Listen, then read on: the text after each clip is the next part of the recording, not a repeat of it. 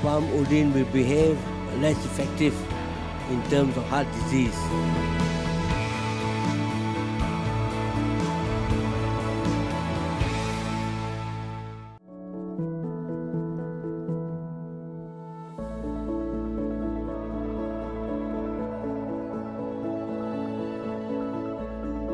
Let me just introduce the speaker first. The first speaker would be founder and CEO of Nano Sugar Health Tech Sendiri Berhad. Focus on creating health products that is healthy enough for us to consume.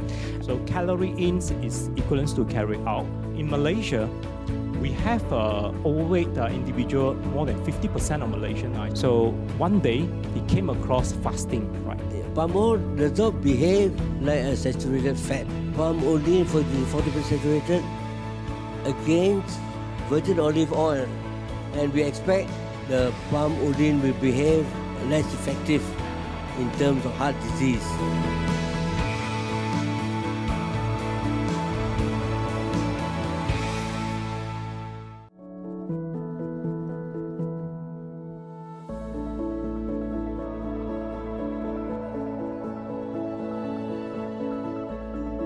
Let me just introduce the speaker first. The first speaker would be founder and CEO of Nano Sugar Health Tech Sendiri Berhad. Focus on creating health products that is healthy enough for us to consume. So calorie in is equivalent to calorie out. In Malaysia, we have overweight individual, more than 50% of Malaysian. Right? So one day he came across fasting. Right? Palm oil does not behave like a saturated.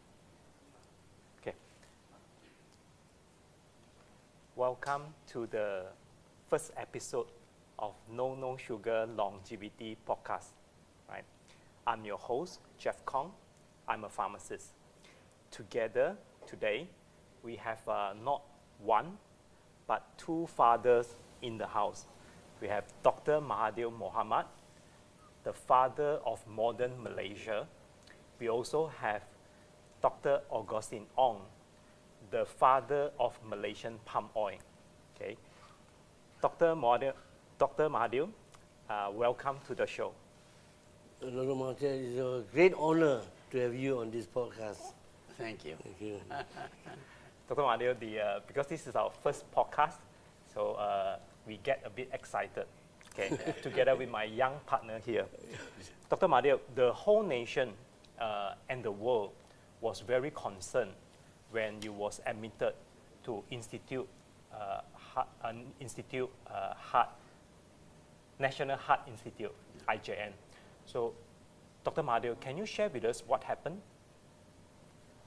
Yeah, for some time I noticed that I get short of breath very quickly. After even minor strain, like walking, it came to a point where I couldn't even walk a few yards. So I thought that there must be something wrong. So I called my doctor, and his advice was that I must be admitted. He cannot treat me in the house as an outpatient. I must be admitted.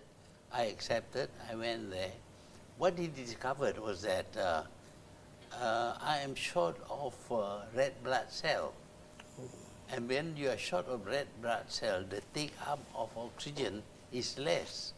And when the body does not get enough oxygen, then you become very weak, and you try to breathe. And that gives the impression of breathlessness. You try to breathe when the blood is not taking in the oxygen. So their solution was very simple. They transfused me with packed red cells, 2 pints of packed red cells, increasing the capacity of my blood to take up oxygen. And almost immediately, I was able to breathe well.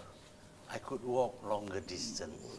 So that was the first part of the admission into hospital. But later on, they told me that, well, I'm getting old, and my heart will get weaker and weaker, and it may stop. But they said that nowadays we have this pacemaker, If you have a pacemaker, even when the heart is weak, the pacemaker will stimulate the heart to pump.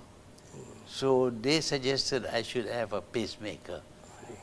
So I agreed to have a pacemaker, but unfortunately during the course of the operation, or I don't know when, I became infected with some germs, and I became weak. I was not well at all, slightly feverish, and at that time I really felt that I was dying. I thought I was dying. So I said, these are my last days. So I was prepared to die. But the doctors did not give up.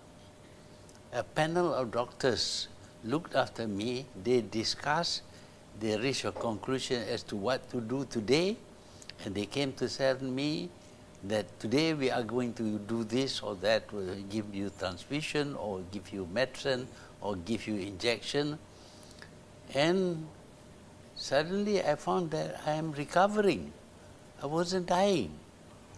I was recovering. I was able to walk and walk well. So I say thank you to the doctors. Thank you. Dr. Mahathir, there are two things I can derive from this. First, I've just confirmed you are a medical doctor. So most of the things that you explain to me as a pharmacist and a scientist, okay. But for the young audience, maybe you have to Google some of the medical terms Dr. Mahathir have just described. Now, the other thing, right, Dr. Mahathir, on a more serious note, the medical advancement and the Malaysian healthcare have gone a long way in order to do and fulfill and for our lifespan to extend, right? I think the medical advancement is very, very important. Dr. Mahathir, moving on, Dr. Mahathir have been, known as an icon for longevity, okay?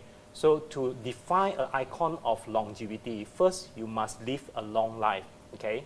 Healthy and also a fulfilling one, must have these three elements in that. So you fulfill all of them, and not only that, you are still going very strong, active, and kick-ass, we call it. So Dr. Mahathir, we are, together with my young partner here, Dr. Ong, we want to extract as much as of your secret, and we want to do it in an organized way, because scientists organize very, in this way. So the first element that many audience have been looking forward to is this, your diet, okay? What and when do you eat, Dr. Mahathir? Yeah, I eat almost anything, everything. But of course, later on, I found that there is sugar in my blood. So then I had to cut down on sugar and on carbohydrates, because even fats convert to sugar in the body. So I had to be very careful about sugar. But other than that, I eat almost anything that is put on the table. But my main discipline is that I should not overeat. I should not eat too much. I should avoid eating too much, because it will add to the weight of my body. And when you add weight to your body, you put a strain on your heart. And of course, the heart, I think, is designed to last a certain period of time. But when you put a strain on the heart, you shorten your life. Okay, Dr. Mahathir, I just been through a few open house, during Ramadan, breakfast with our Malay Muslim friends. So the Islamic fasting is something that I'm very interested in. As you mentioned, Dr. Mahathir, the calorie restriction, like intermittent fasting, together with the low carbohydrate, healthy fat diet, have been proven with science to extend the life, not just animal, but really the human life. These are backed by science. So when it comes to Islamic fasting and the Ramadan that we have in Malaysia, during that breakfast dinner, I've seen amazingly how Malaysian warm up food, then drinks like the teh tarik, then the fruit juice, then the fruits, then the kueh. So that amount of food, you're wondering where it will go. So there's no wonder, Malaysian put on weight during a fasting month. And then after Raya celebration, it's a gone case. So Dr. Mahathir, I have just checked on you. I have not seen an inch of fat, extra fat on your body. So how do you fast? Normally I eat very little. I feel that I should not overeat because the body does not need more food. It needs a certain amount of food. So I eat very little. And of course, I used to tell people that one of the rules I learned from my mother is that when the food tastes nice, stop eating. You see, because when the food tastes nice, you tend to eat more. And when you eat more, the stomach enlarges. And when the stomach enlarges, you have to eat more in order to assuage your hunger. But sometimes, after the stomach enlarged, you find good food again, and you eat more, and then the stomach grows even bigger. And because you take more food, you put on weight. Weight must come from somewhere. It comes from the food that you take. So I have always been very careful. Even though the food tastes nice, I thought enough is enough. I had to stop. And I have come to the stage where to me there is no difficulty in eating less, even when the food is nice. I have come to that stage. So it's because of that I think that my weight has not increased very much. Right. So, Dr. Mahathir, what we learned is this, you are very disciplined, and also mothers are always right. Okay. And Dr. Mahathir, for the record, I know that you don't drink red wine and no alcohol, and for obvious reason. Dr. Mahathir, do you smoke? I don't. Okay, so we want to move on to the next important element, exercise, right? Exercise. Do you exercise? Not as much as I should, but I do exercise. I walk, I do treadmill, and when I was, before I used to ride horses in Argentina. You go to Argentina and ride in the mountains, and I now cycle. Right. I cycle. So that is the kind of exercise. It's not excessive. It's not to build muscle. Like some people, they want to build muscle. They do a lot of very strenuous exercise. No, I don't do that.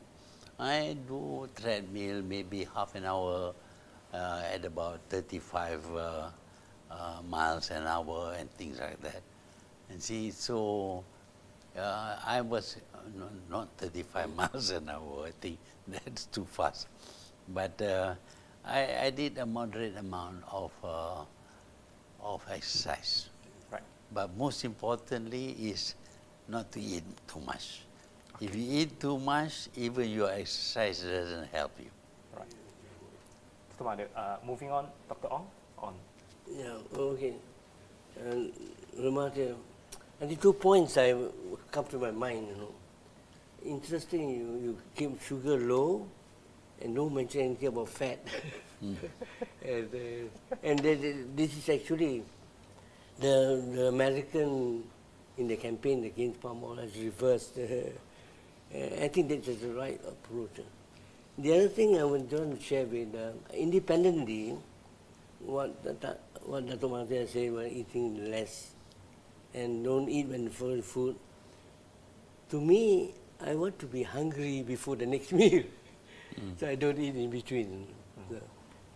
So anyway, so now I want to ask Dr. Mahathir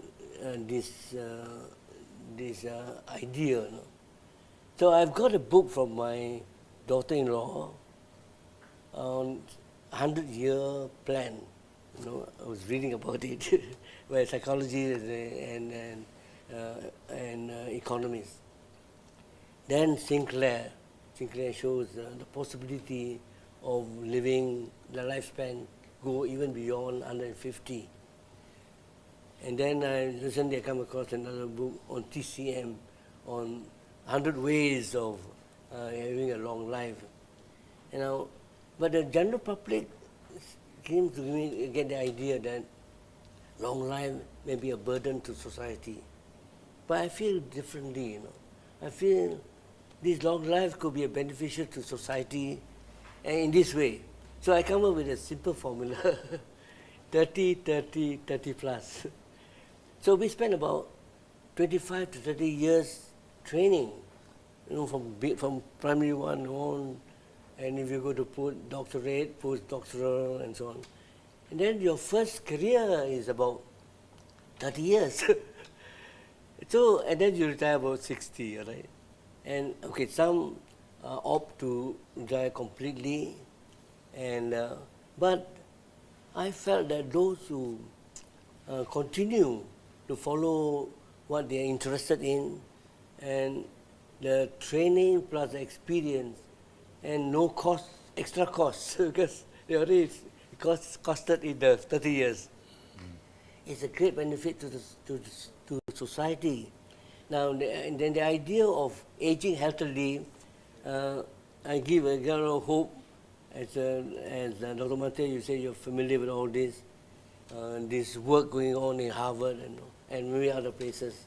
So science, in fact, what happened to your IGM also is an advancement of science. And I think we scientists very appreciate for, you know, you rather have it here than Mayo Clinic, you know. I met one of the cardiologists, he was so very encouraged and motivated that my Prime Minister, you know, wants me to operate on him. You know. So thank you so much for your support. And I think you have shown us how to be productive past 60, and you led government our whole country for more than 24 years. So I think I want to give the message. Now, if this is the way 50% of the population today will live for more than 100 years, and we can prepare ourselves, you know. Maybe our training should be more holistic, wider interests, hobbies, so that we can continue past 60 to contribute to the country, you know, while giving excellent training in the first 30 years. You know, I want to get your idea. It's a very simplistic idea, but whether is what your views. When you are old, not very old, even if you are 30 years old, you always look back at your younger days and how wonderful it was and how you miss it. But when you think about age, at my stage, 97, I think of myself as the youth of my future. At 97, in 10 years' time or in 3 years' time, I'll be looking back to these years as the great days of my youth. You're right. You see, so when I come to think about that, I thought I might as well enjoy. This is the youth of my future. You see? So at whatever age you are, if you look back, of course you find nostalgia. We're thinking about the past, how nice it was. You were in school. But when you were in school, there were times when you didn't enjoy life at all. But what you remember is the part that you enjoy. Good point. So that present age that you are in is actually the youth of your future age. Because when you become 60 years old, you say, oh my God, 30 years old is fantastic. Now I think of people who are 80 years old as being young people, and I miss that. You see?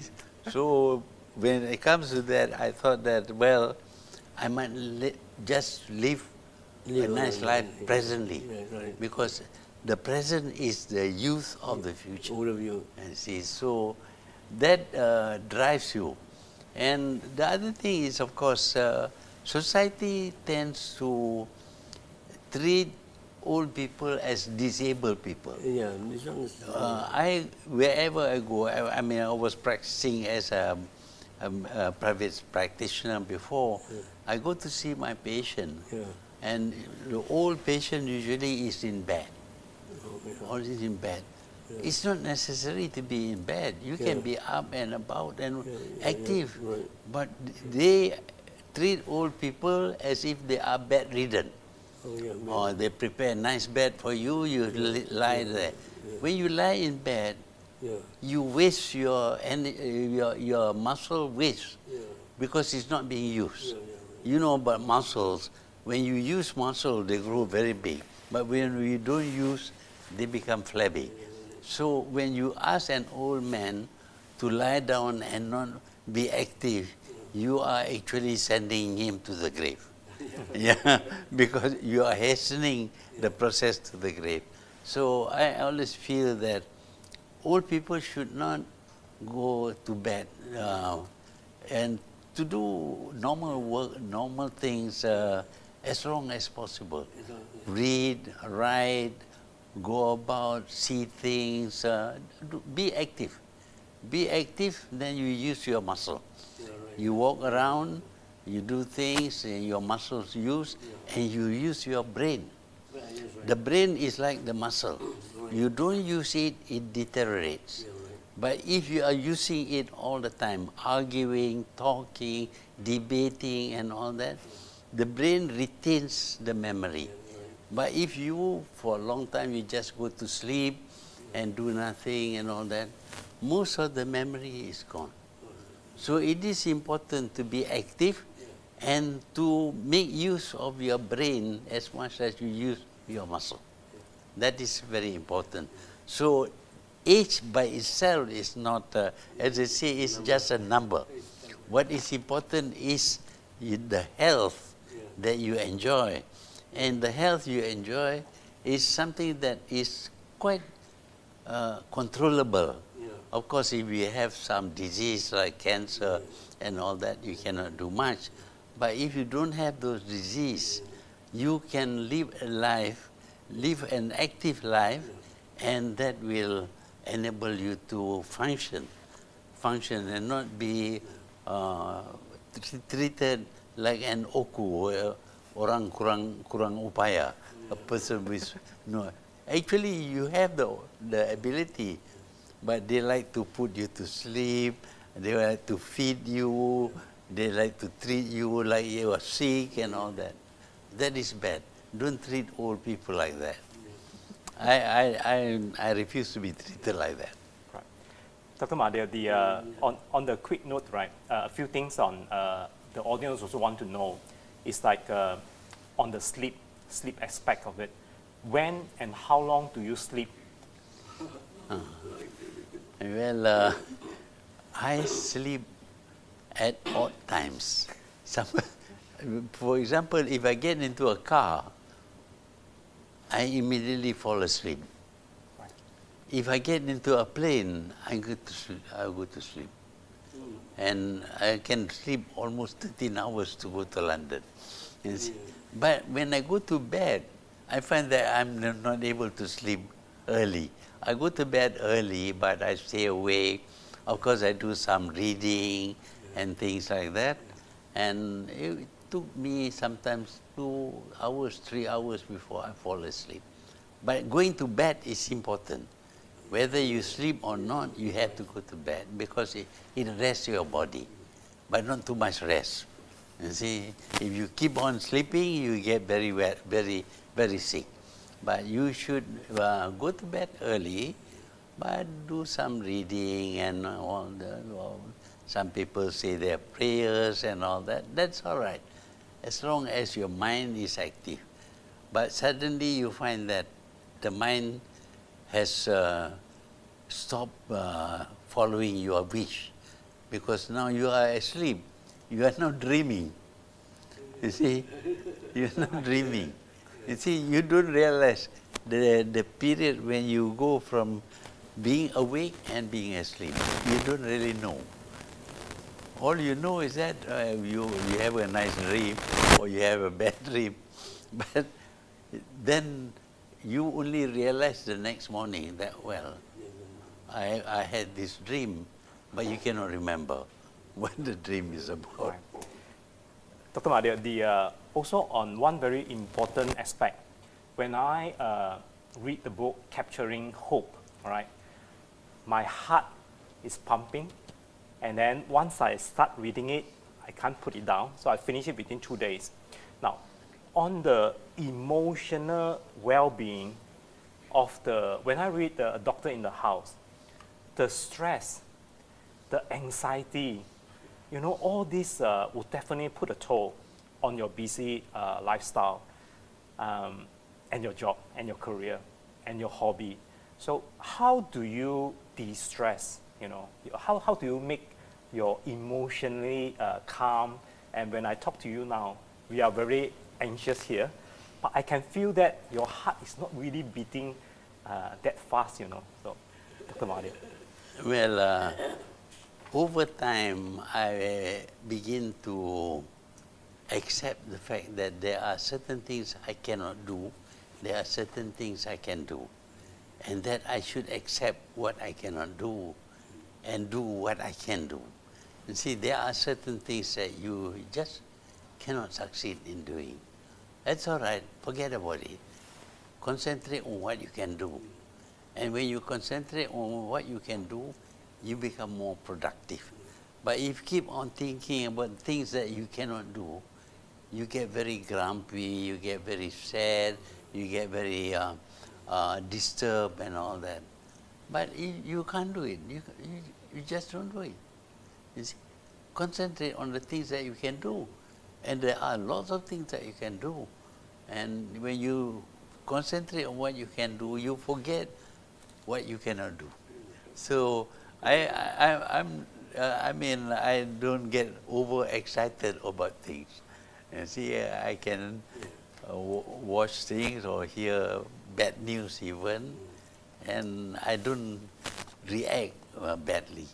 You see, so I don't yell at people, I don't scold people, I don't know what my wife would say, but actually I have problem. Of course, everybody has problem with your partner. I have problem. There are certain things I can do, certain things I cannot. I say, okay, she's like that, I accept it. It's like that. Dr. Mahathir, I want to ask, we are very impressed with your vision. How do you get this vision? Whether it's 2020 and so on, you know? I mean, I'm sure that when you first come across this vision, something creative, overlooking, and when it's realized, you get further excited about it. So it's quite interesting because there is playing with ideas and getting idea vision, and that's why I've written here. Thank you for your visionary leadership. Well, I read a lot, as you know. Yeah, when I was in school, I was made the librarian for my class. Yeah. I get books. Every week I buy a magazine, and I read the magazine completely. And this influenced my thinking, that there are people who are doing things that are fantastic. The question is, why cannot we do the same thing? Why is it that these European countries are doing well and we are not doing well?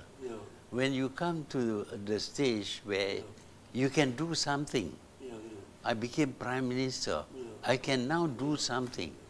So all those things that I have looked at and noticed, and in my travels, for example, I traveled to Japan after the war.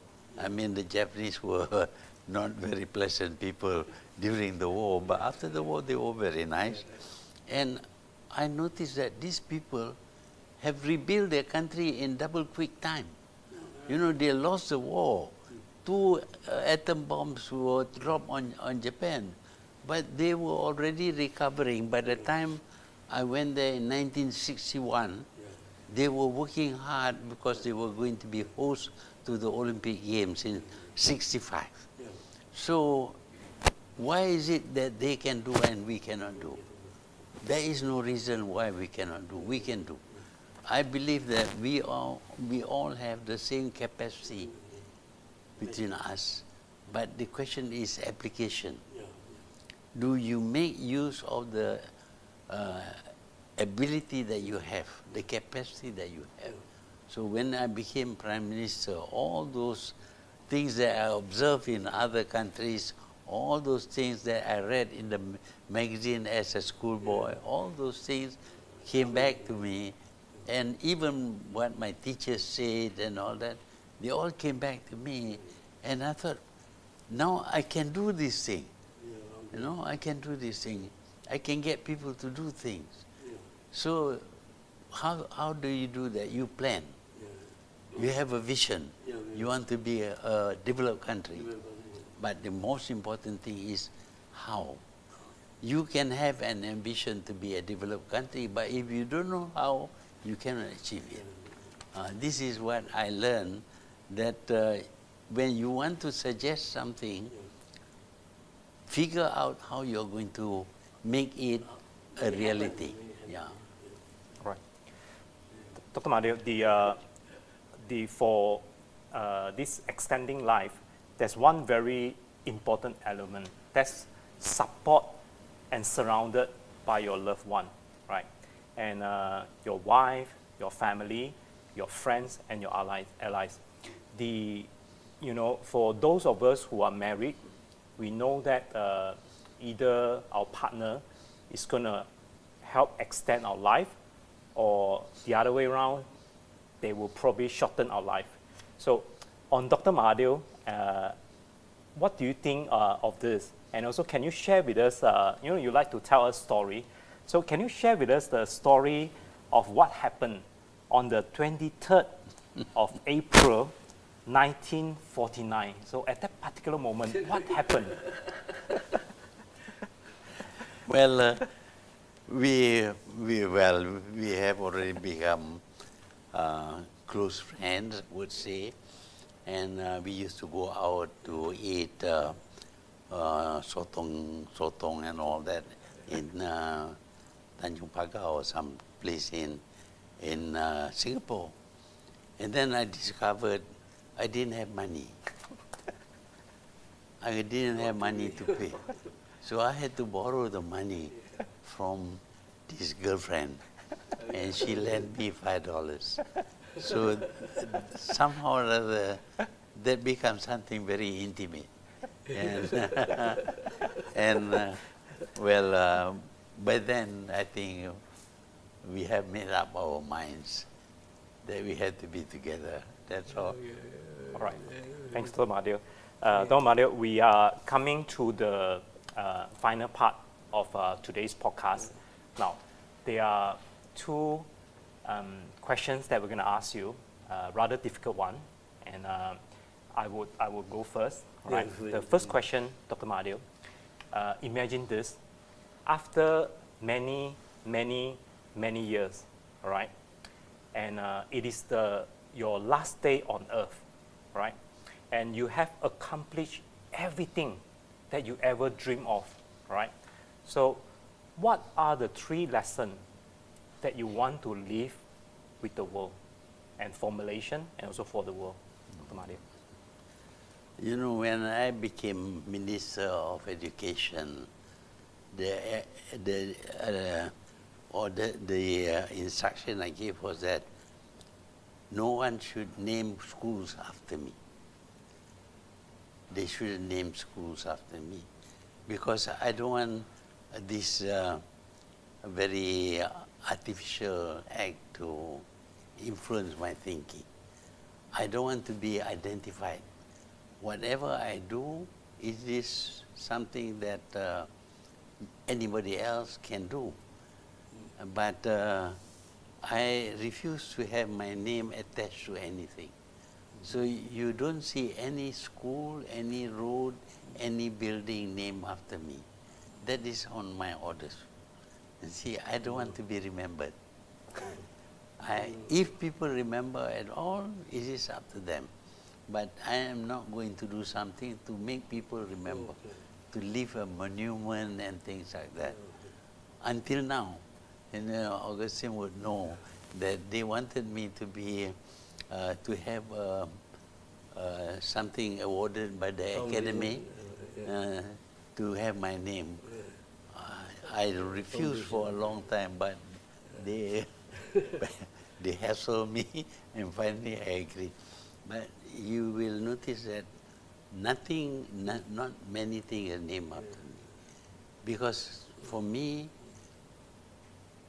eventually people will demonize you, and those who appreciate you will appreciate you. It doesn't matter what I think, what I want to live. I want to do the right things that I think is right. What people think after that is up to them. So I don't want to leave some legacy. Everybody asks me, what is your legacy? I don't have a legacy. If people want to recognize something I have done, that is their business, not my business. All right. Wilson. Okay. So, Dr. Mahathir, we have many great people, and you are most outstanding. How do you view about greatness? What is your vision or your interpretation of a great life? Yeah, that you use your life, your asset, to the best of your ability, in the interest of the people and the future. But you don't talk about it. You don't talk about it. You don't say, oh, I'm doing this because I want to be recognized. No. You do it on your own because that is what you are capable of doing. For example, when I became Prime Minister, I suddenly realized that I can do many things which I couldn't do before. So during the period I was Prime Minister, I was identifying one after another, the things I could do, and I did. What people think to me is not important. And people call me a dictator, call me bad names, demonize me. I say it's all right. It's their right to say whatever they like about me. But I am satisfied that I have given my best for the country, for the future, for the people. What happens to me doesn't matter because I'm going to die. Well, it's a very good example for us to follow, our icon. Sacrifice his life for the people. Right. Okay. Thank so you so much. Thank you so much. We come to the end of our podcast. So. Okay. So we'd like to thank you, Dr. Mahathir, and Tun Sri Asma, and to you for your leadership and your services, and wish both of you a long and healthy life. Thank you. Tun. And for the audience, and just watch out for our second episode on longevity. And we would be having a scientist in the house, so we would verify what Dr. Mahathir have shared with us with Tun City, and to look into whether Dr. Mahathir is actually sleeping and also doing what he just claimed. So with that, thank you so much for the audience. Thank you very much. Thank you. Thank you. Thank you. Thank you. Thank you.